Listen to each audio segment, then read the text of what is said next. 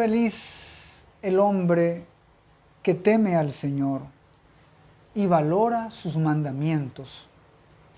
Su semilla será pujante en el país. Los retoños del hombre serán benditos. Habrá en su casa bienes y riquezas, y su honradez que durará para siempre. Brilla como luz en las tinieblas. Para los rectos de corazón, Él comprende, es clemente y justo. Le va bien al compasivo y al que presta, y lleva sus negocios en conciencia, pues nada logrará perturbarlo. El recuerdo del justo será eterno. No tiene miedo a las malas noticias, pues en su corazón confía en el Señor. Su corazón está firme, nada teme. Al final, Él despreciará a sus adversarios. Bendito y alabado seas por siempre, Señor y Dios. Gloria al Padre, y al Hijo y al Espíritu Santo, como era en un principio, ahora y siempre, por los siglos de los siglos. Amén. Un gusto estar nuevamente con ustedes en su programa El Esplendor de la Verdad. Les saluda siempre Denise Oviedo y hoy vamos a continuar con esta serie sobre la dignidad de la persona humana, tomando la declaración Dignitas Infinita, ¿verdad?, de la Congregación para la Doctrina de la Fe. Y vamos a hablar de otros dos temas, o mejor dicho, dos realidades que ofenden la dignidad humana. Ya hemos hablado de varias, pero hoy hablaremos de dos que se relacionan particularmente, como son el aborto y la maternidad subrogada. A esta maternidad subrogada es la que también se le conoce como vientre de alquiler. Tanto el aborto como la maternidad subrogada son ofensas graves a la dignidad humana. Si hablamos primeramente del aborto, muchos dirán que esta es siempre un caballito de batalla de la iglesia para ir en contra de la modernidad y todo lo que quieran. Pero cuando hablamos del aborto, estamos hablando de asesinatos masivos de niños en el vientre de la madre, ya sea con consentimiento o sin consentimiento de la madre. Así que esta es una pandemia global. Esto está afectando a todos nuestros países. En algunos en mayor grado, en otros en menor grado. Pero bien, el catecismo de la Iglesia Católica es claro.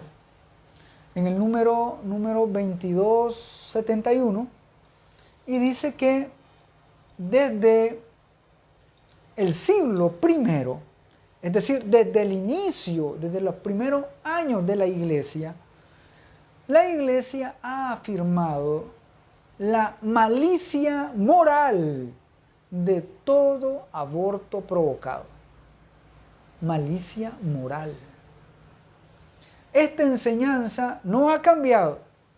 Esta doctrina de la Iglesia en contra del aborto no ha cambiado desde el siglo I.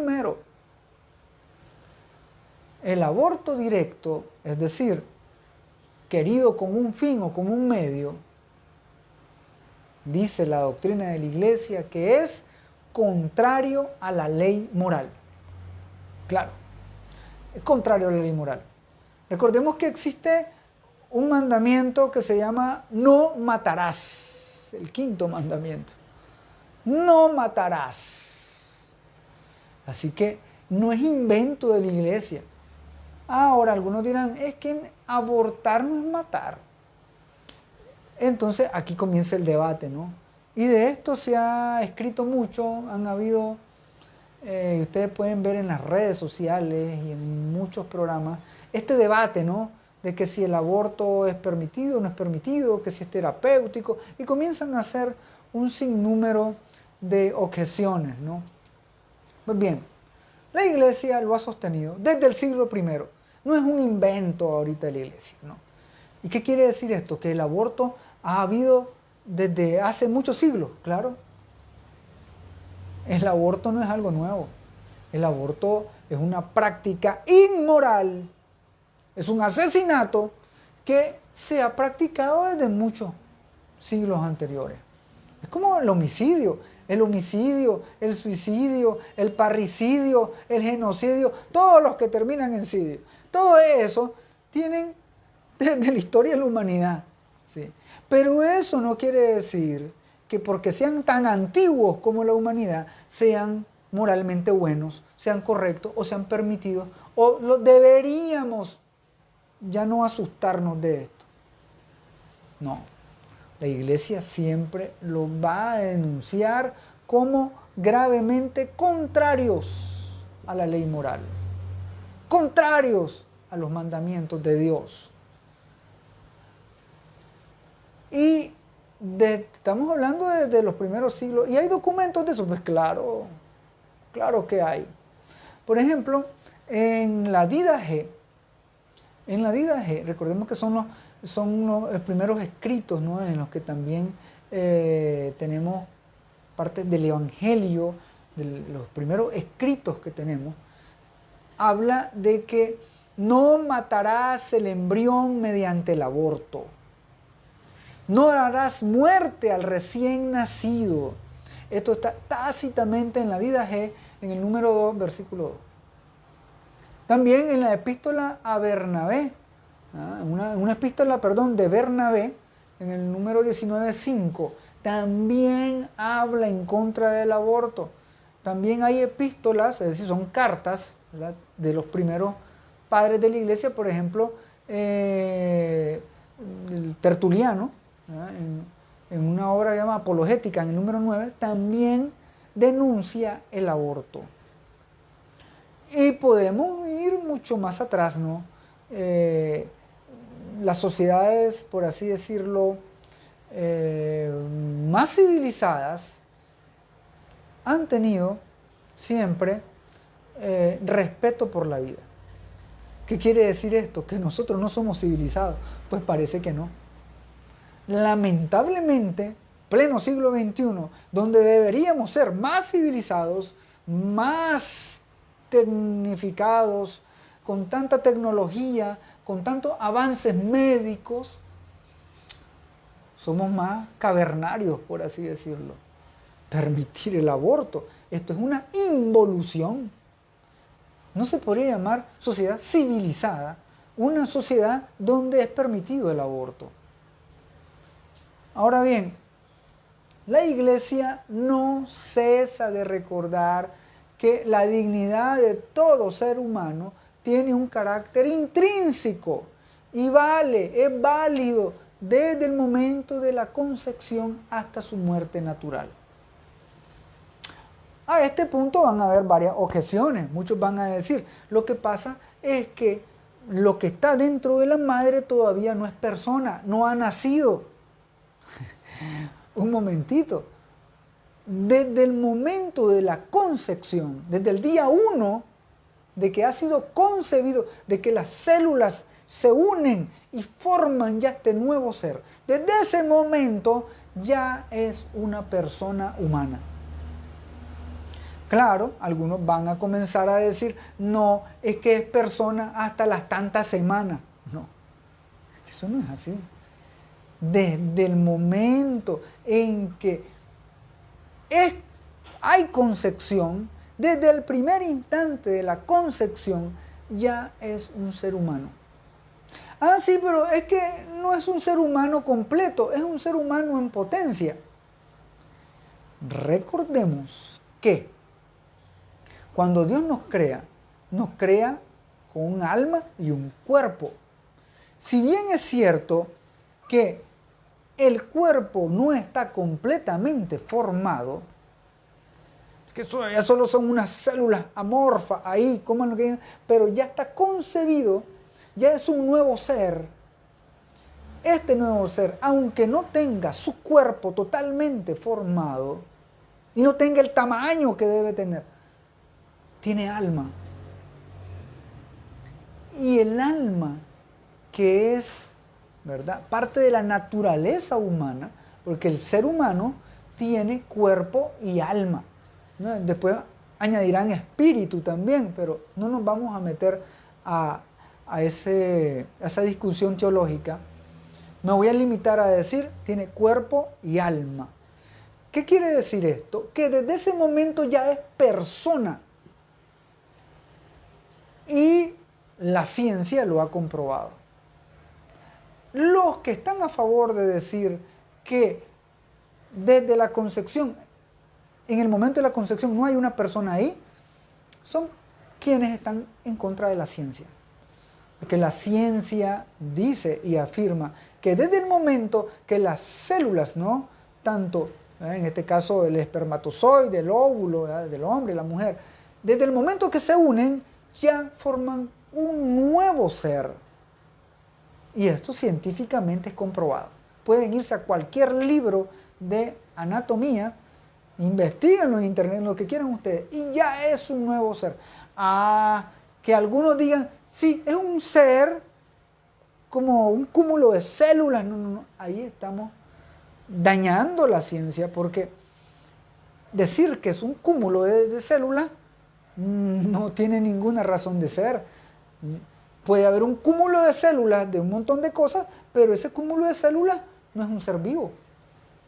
Y a eso quieren comparar a un embrión con un montón de células desordenadas que nada tienen que ver. No. Ahí hay un creador, Dios que crea. Y ya ese feto tiene toda la información genética de un ser humano completo. Está en su ADN. Ahora me van a venir a desmentir que existe ADN y que todo... No. Entonces, quienes están en contra y decir, no es un ser humano porque aún no ha nacido o porque no tiene tantas semanas, son personas que no saben nada de ciencia. Lo sentimos mucho. Se apegan a ideologías que nada de científicas tienen. Pero bien, la Iglesia tiene un montón de libros y documentos donde desenmascara esto. Ahora, ¿qué dicen los documentos oficiales de la Iglesia? ¿Qué dicen los papas? Bueno, los papas han estado en común acuerdo todos y han defendido la vida humana desde la concepción. Porque esto lo hace la Iglesia desde un principio. Así que no es que es nuevo, es que hasta ahorita dicen, no, esto ha sido siempre, desde el siglo I de la Iglesia. Ahora, por ejemplo, San Juan Pablo II, en su encíclica Evangelium Vitae, el Evangelio de la Vida, en el número 58 afirma, entre todos los delitos que un hombre puede cometer contra la vida, el aborto procurado presenta características que lo hacen particularmente grave y ignominioso. Hoy, sin embargo, la percepción de su gravedad se ha ido debilitando progresivamente en la conciencia de muchos. La aceptación del aborto en la mentalidad, en las costumbres y en la misma ley es señal evidente de una peligrosísima crisis del sentido moral que cada vez es más, o mejor dicho, que resuena más categórico. Y cada vez es incapaz de distinguir entre el bien y el mal. Incluso cuando esté en juego el derecho fundamental a la vida. Hoy más que nunca, dice el Papa San Juan Pablo II, resuena el categórico reproche del profeta y cita al profeta Isaías en el capítulo 5, versículo 20. Dice el profeta: ¡ay de los que llaman al mal bien y al bien mal! ¡Ay de aquellos que dan oscuridad por luz y luz por oscuridad! Palabra de Dios, te alabamos, Señor. Aquí hay una lamentación. ¡Ay de aquellos que digan que lo bueno es malo y que lo malo es bueno! Y es lo que está sucediendo actualmente. A lo bueno se le quiere tachar de malo. Y a lo malo, a lo que es contrario a la tachar de bueno. Ah, no. Es que es bueno experimentar relaciones del mismo sexo. El amor es bueno de cualquier forma. La vez pasada estaba leyendo un post donde decía que el amor a cualquier edad no había ningún problema. Y presentaban a una niña con un adulto. Esa es una aberración. ¿Cómo es posible que esa aberración se vea como algo bueno? Pero así estamos. Y es la misma aberración que se da en contra del aborto. A favor, perdón, del aborto. Que te dicen que no hay problema. Sí, el cuerpo es tuyo. Es la mayor y gran mentira que te pueden decir. ¿Y quién dice que mi cuerpo no es mío? No, tu cuerpo no es tuyo. Pero si me lo dio Dios, sí, pero es prestado. Nuestra vida, nuestro cuerpo, todo lo que tenemos, todo lo que somos, no es meramente nuestro, porque nosotros le pertenecemos a Dios. Pero es que yo no creo en Dios, yo soy ateo. Aunque usted sea ateo, usted le pertenece a Dios, aunque no quiera. Porque para eso es Dios. Dios es el dueño de todo. Nosotros solo somos seres, somos criaturas creadas por ese Dios. Pero es que yo no creo en Dios. Bueno, usted no crea, pero existe Dios. Demostrámelo científicamente. Es que Dios no se puede demostrar científicamente. Esa ya es otra discusión que no nos vamos a entrometer en eso ahorita. Pero volviendo al punto, el profeta Isaías, miles de años antes, ya decía: ¡ay, pobrecitos aquellos que dicen que lo bueno es malo y que lo malo es bueno! Y tenemos un montón de gente que se cree eso. Mientras hay compañías, hay ideologías que manejan mucho dinero y que comienzan a mentir a la gente. Y mucha gente se lo cree. Se lo cree. No, eso es eslogan, sé lo que quieras hacer. No importa si naciste hombre, si te sentís mujer, lo importante es lo que vos sentís. ¡Mentira! Eso es una gran mentira. Si naciste hombre, sos hombre. Naciste mujer, sos mujer. Una persona concebida desde el primer día de la concepción ya es persona. No es un cúmulo de células. ¡Mentira! Es persona. Dios lo ha creado. Le ha dado un alma. Tiene un código genético. Es un ser humano. Pero bien, es por eso que el Papa San Juan Pablo II, estamos hablando de esta encíclica, fue en los años 90, ya estaba clarísimo de todo lo que la Iglesia ha defendido por siglos, que aceptar el aborto es signo de una mentalidad gravemente perdida, ausente de sentido moral. Es que no hablemos de los mandamientos, del sentido moral, la ley natural. ¿Qué dice la ley natural? Algo básico: no matarás. Inclusive hay culturas que defienden a los animales, porque la vida a los animales también es sagrada. Imagínense. Ahora la vida de un ser humano.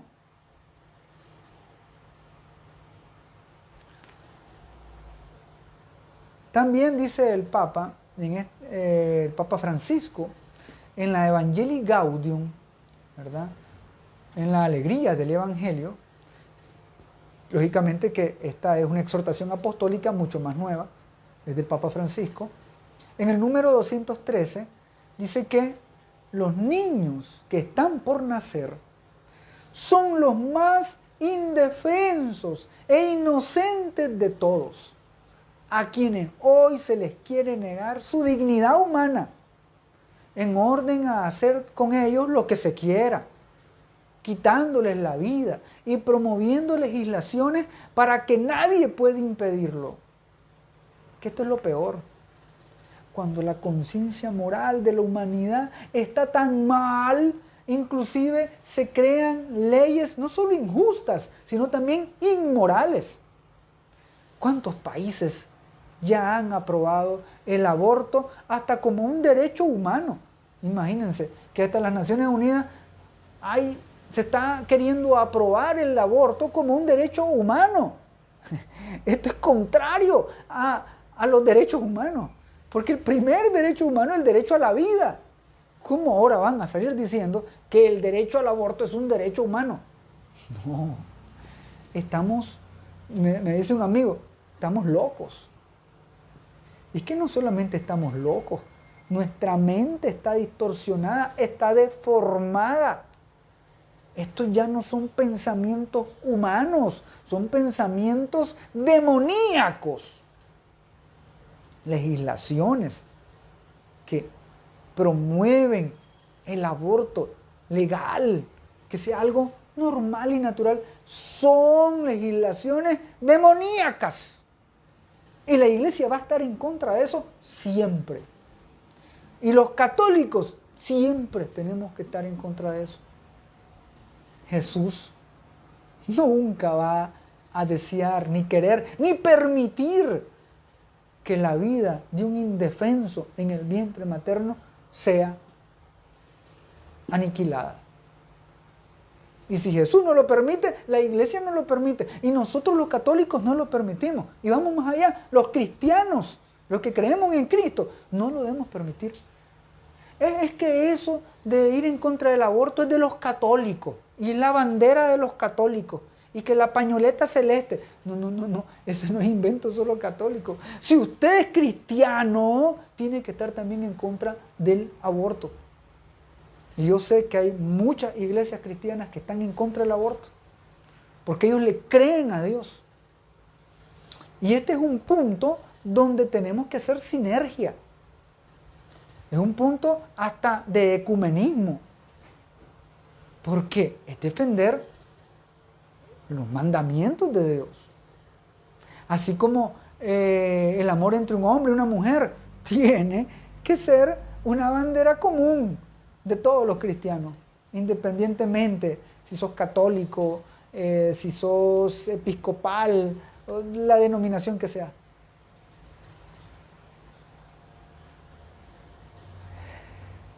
En el documento, en la Declaración Dignita Infinita, se dice que se debe afirmar con total fuerza y claridad en nuestro tiempo, ahorita, que esta defensa de la vida por nacer está íntimamente ligada a la defensa de cualquier derecho humano. Debemos estar claros de eso. Supone la convicción de que un ser humano es siempre sagrado e inviolable. La vida de un ser humano es sagrada e inviolable en cualquier situación y en cada etapa del desarrollo, sea un no nacido, sea un recién nacido, sea un niño, un joven, un adulto, un adolescente, un anciano, alguien que ya esté en cama y esté por morirse. Independientemente de la situación, la dignidad humana es inviolable. La vida humana es sagrada e inviolable. Si esta convicción cae, ya no sé qué va a pasar. Ya no quedarían fundamentos sólidos, dice la declaración. Ya no quedarían fundamentos sólidos y permanentes para defender los derechos humanos.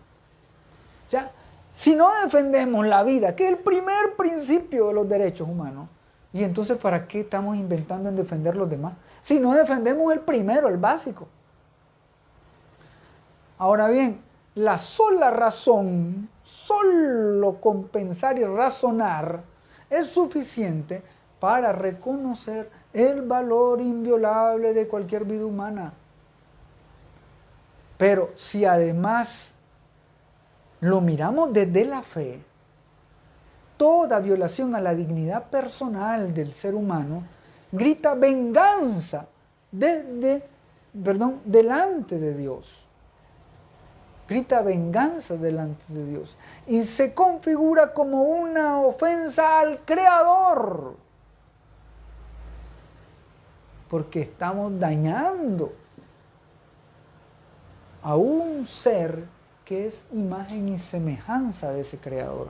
Nosotros desde la fe creemos eso, que hemos sido creados a imagen y semejanza de Dios. Alguien que violenta al otro, asesina, quita una vida, está violentando a Dios mismo. Hay que verlo así. No es que nada tiene que ver, ¿cómo no? Porque usted y yo somos imagen y semejanza de Dios. Así de sencillo. Ay, entonces ya vendrán objeciones. ¿Y qué pasa en la guerra? ¿Y qué pasa? Bueno, hay otros atenuantes que son, ¿verdad? El derecho a la defensa propia, la subsistencia. ¿No? Hay un montón de atenuantes, claro está. Pero de que deliberadamente alguien le quiera quitar la vida a otro por el hecho que le estorba para un fin específico, entonces ya ahí estamos mal. Ya ahí estamos mal. No voy a entrar a los atenuantes y todos los demás. Inclusive, hasta hace poco, el Papa Francisco hizo un cambio en el catecismo donde hablaba de la pena de muerte. La pena de muerte.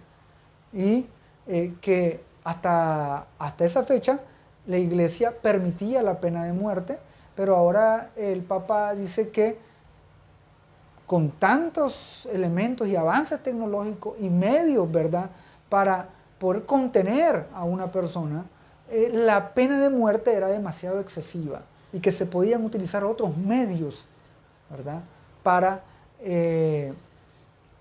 hacer que una persona pague una condena. Pero bien, no es el tema de hoy. Volviendo al aborto, el aborto es un mal gravísimo que está afectando a la humanidad.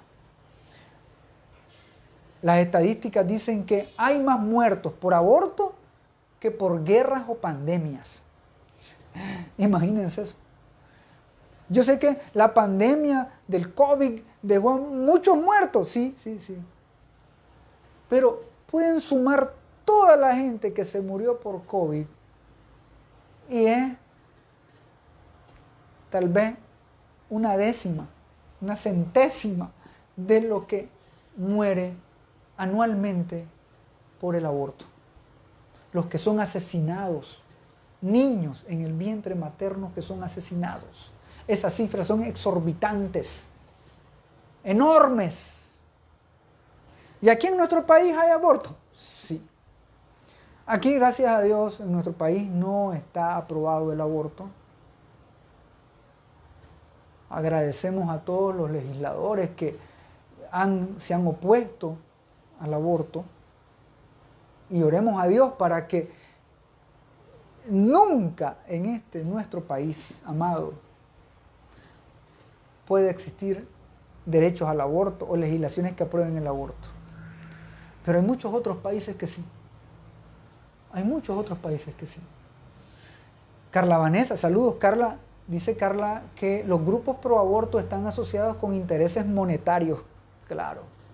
Porque benefician a los laboratorios de productos cosméticos. Sí. Pero no solo laboratorios de productos cosméticos. También existen laboratorios que trabajan con células madre para también fines farmacéuticos también. Inclusive habían vacunas, sí, esto ustedes lo saben, vacunas contra el COVID que tenían también células de bebés abortados, ¿sí? Y bueno, y hay un montón, es una industria mucho más grande, porque se supo, por ejemplo, que esta clínica Parenthood, ¿no? Esta clínica pro aborto, no solo abortaban, no solo cobraban por los abortos, porque los abortos se cobran, eso es dinero. No solamente se utilizaban estas células para fines cosméticos, también se comercializaban los cuerpos de los niños y los tejidos. Este es un negocio millonario. Claro que sí. Pues bien, voy a hablar del otro tema. Sí, yo sé que hablar del aborto es un tema bastante extenso, actual. Vamos a hablar también de la maternidad subrogada. La declaración habla también de una ofensa a la dignidad humana como es la maternidad subrogada. Nosotros aquí en Latinoamérica la conocemos mejor como vientre de alquiler. Vientre de alquiler, ¿no?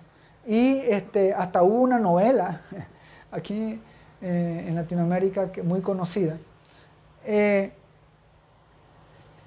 La gestación subrogada, es decir, que cuando una madre está gestando un niño en su vientre, pero este niño no va a ser de ella. Ya vamos a explicar a eso.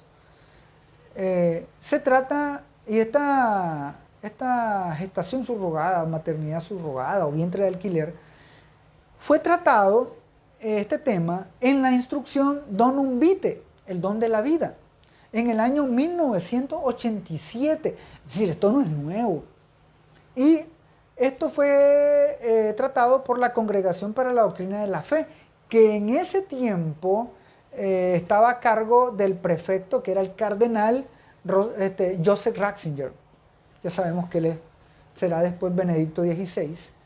Y esta congregación, con la aprobación de San Juan Pablo II, en este documento, Donum Vitae, trata todas las cuestiones derivadas de la procreación humana, lo que tenían que ver con la procreación humana. Ahí estaba también la concepción in vitro, las células madres, hay un montón de temas, ¿no hay? Pues bien, y habla de la maternidad subrogada o el vientre de alquiler. Y afirma que esto se da, bueno, pueden haber dos casos, dice. Por ejemplo, cuando la mujer lleva en gestación un embrión implantado en su útero que le es genéticamente ajeno, es decir, que no lleva su genes, mediante, ¿verdad?, la unión de gametos donadores, es decir, otro hombre, otra mujer que donan, ¿verdad?, sus ovarios, sus espermatozoides, ¿no? Y de ahí se forma un nuevo ser, pero no se forma en el vientre de aquella, sino en la de la madre que está poniendo su vientre, está alquilando su vientre, pues, en otras palabras. ¿Qué pasa aquí? Hay el compromiso de entregar al niño inmediatamente después del nacimiento. Y se le entrega a quien pagó, a quien la contrató para ser nada más un recipiente, un instrumento para tener al niño que no es de ella, sino que es de los otros. Esa es una forma. La otra es cuando la mujer lleva la gestación de un embrión a cuya procreación ha colaborado, es decir, que tal vez el ovario es de ella, es propio, y hay una donación o hay una inseminación, un esperma, ¿verdad? En este caso no hay una relación sexual, sino que hay una inseminación artificial de un hombre que es diferente de su marido, claro, con el compromiso siempre de entregar el hijo después de nacer a quien le pagó, quien la contrató. Okay. Solo imagínense, solo en describirlo se ve lo inmoral de esta situación. Pues bien, en la declaración Dignitas Infinita, en el número 48, dice que la Iglesia también se posiciona en contra de la maternidad subrogada o vientre de alquiler. ¿Por qué? Porque el niño, en este caso el niño, que es inmensamente digno, que tiene dignidad, se convierte en un mero objeto. Es un mero objeto. A este respecto se dan las palabras del Papa Francisco en el discurso en este año 2024 a los miembros del cuerpo diplomático acreditado ante la Santa Sede. Y les decía: considero deplorable la práctica de la llamada maternidad subrogada, porque ofende grandemente la dignidad de la mujer y del niño, y se basa en la explotación de la situación de necesidad material de la madre. Un hijo siempre es un don y nunca debe ser objeto o el objeto de un contrato. Por ello, hago un llamamiento, dice el Papa Francisco, para que la comunidad internacional se comprometa a prohibir universalmente esta práctica.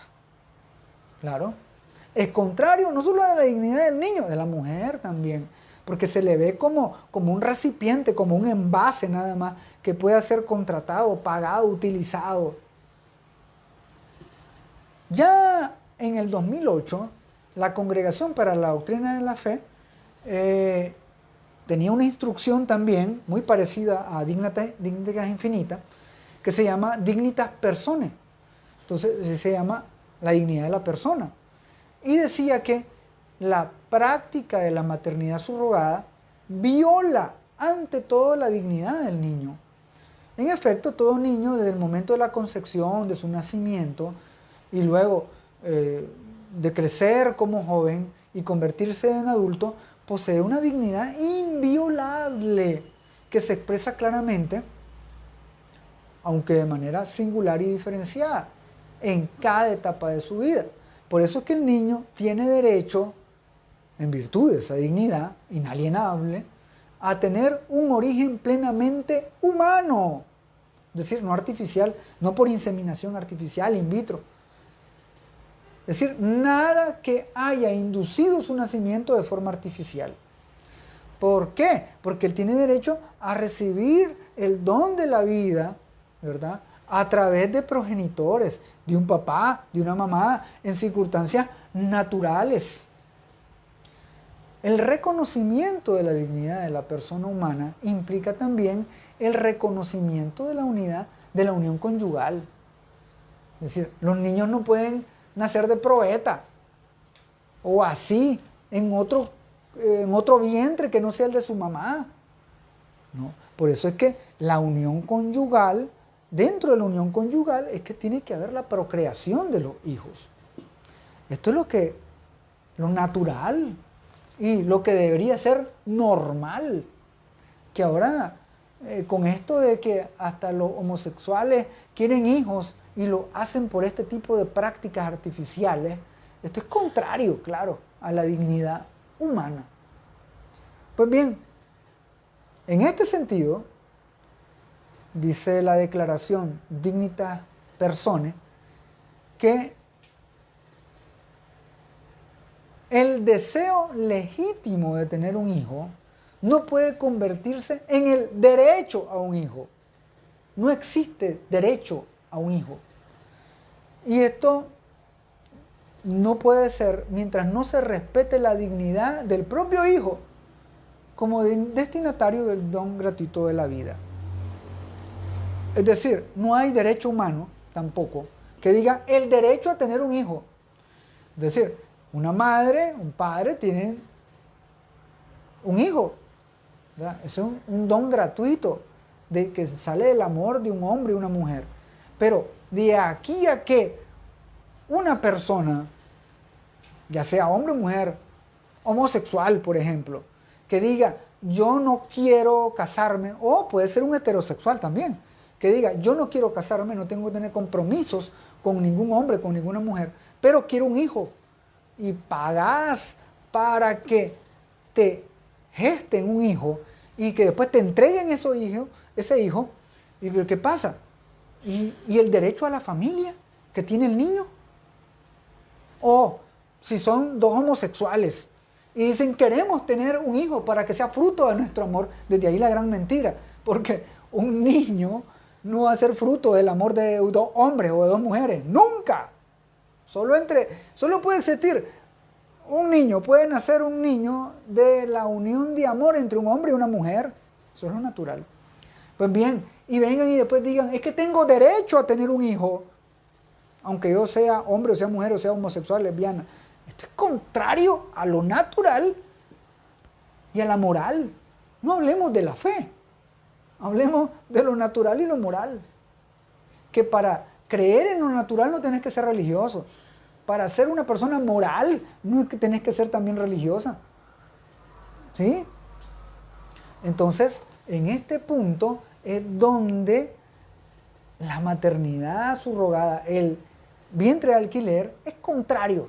Claro que sí, que es contrario a la dignidad de la persona, sobre todo del niño y también de las mujeres que son utilizadas. Se aprovechan de la situación de precariedad, de la necesidad de tantas mujeres que se ven obligadas a hacer eso. Y claro está que después la unión, se forma un vínculo entre la madre y el hijo en el vientre materno y arrancar ese vínculo para después ese niño llevarlo y entregarlo a otras personas. Esto es lógicamente que inmoral y no es natural. Pues bien, ya para ir terminando, la práctica de la maternidad subrogada o vientre de alquiler viola la dignidad tanto del niño como de la mujer. Estamos claros de eso. Con esta práctica la mujer se desvincula del hijo que crece en ella y se convierte en un mero medio de servicio al beneficio o al arbitrio de otros. Y esto entonces se contrapone a la dignidad fundamental de todo ser humano. La Iglesia siempre se va a oponer a todo lo que vaya en contra de la dignidad del ser humano. Siempre. Ahora, con los casos atenuantes, es que somos una pareja feliz y queremos tener un niño, pero no lo podemos procrear. Bueno, ahora con tanta investigación, con tanto avance, hay muchos tratamientos a través de los cuales se puede llegar a embarazarse. Y no se necesita de una tercera persona que tenga el vientre. ¿Y qué pasa cuando sí definitivamente el hombre y la mujer no pueden tener hijos con todas esas técnicas que hay y todo lo demás? Bueno, que adopten un niño. En vez de asesinar niños que no se quieran, denlos en adopción. Hay tantas parejas que pueden amar a un niño que no se quiere. Así popularmente como se dice. Yo conozco a tantas personas, conozco unos amigos que han adoptado y son felices. Son felices ellos como matrimonio y es feliz el niño o la niña que ha sido adoptada. Hay tantas cosas que nosotros podemos hacer siempre respetando los mandamientos de Dios, respetando la ley natural, la ley moral. Aquí no hay es que como no podíamos, tuvimos que hacer esto. No. Hay que investigar, hay que indagar. Y muchas veces adoptar un niño no conlleva muchos gastos. Pero hacer inseminación artificial, pagar un vientre de alquiler, eso lleva gastos, eso cuesta. Claro. Hay veces las formas más básicas y naturales son las más económicas. Tantos niños que necesitan el amor de un padre y una madre. Podemos tener ese acceso. La Madre Teresa de Calcuta, Santa Teresa de Calcuta, eso es lo que hacía. Tomaba niños de la calle, inclusive niños que los botaban en la basura. Ella los recogía, los cuidaba y después buscaba a dárselos en adopción a una pareja que los amara. Una pareja que pudiera darles a ellos amor y que pudiera cuidarlos. Y esta misión la sigue haciendo la iglesia, cuando la iglesia tiene tantos orfanatos, tantos lugares donde tienen recién nacidos. Aquí en nuestro país yo conocí muchos lugares así, donde había niños recién nacidos que los entregan y que hay tantas parejas que andan buscándolo para amarlo. Hermanos, no vayamos contrarios a la fe, contrarios a la dignidad humana. Siempre hay formas de ir según el plan de Dios. Solamente investiguémoslo. Es para eso son estos documentos que tiene la iglesia y para eso es que estamos difundiéndolo en programas como este. Para que usted no diga, es que yo no sabía. Eso es pecar, ¿verdad?, por ignorancia. Ahora usted sabe, pueden haber métodos, hay muchas formas en que la iglesia acompaña a las parejas que no pueden tener hijos o que tienen problemáticas. Hay muchas. Solo hay que acercarse a la iglesia, investigar, buscar personas que te puedan ayudar, que te puedan orientar. Y sobre todo pedir discernimiento al Señor. Discernimiento. Pedirle al Espíritu de Dios que nunca nos desampare y que en los momentos en que tengamos que tomar decisiones difíciles, ahí esté. Pero nunca ir contrarios a la vida e ir respetando el derecho inviolable de la dignidad humana. Pidámosle entonces a Dios que siempre nos ilumine con su palabra primeramente y también a través del magisterio y la doctrina de la iglesia para que nosotros seamos unos católicos fuertes en la fe, que vivamos nuestra fe y vivamos en el amor según el mandamiento de Dios y no según nuestra propia voluntad o nuestro placer. Que el Señor los bendiga, que nuestra Madre Santísima les proteja. Y recuerden que conocerán la verdad y los hará libres.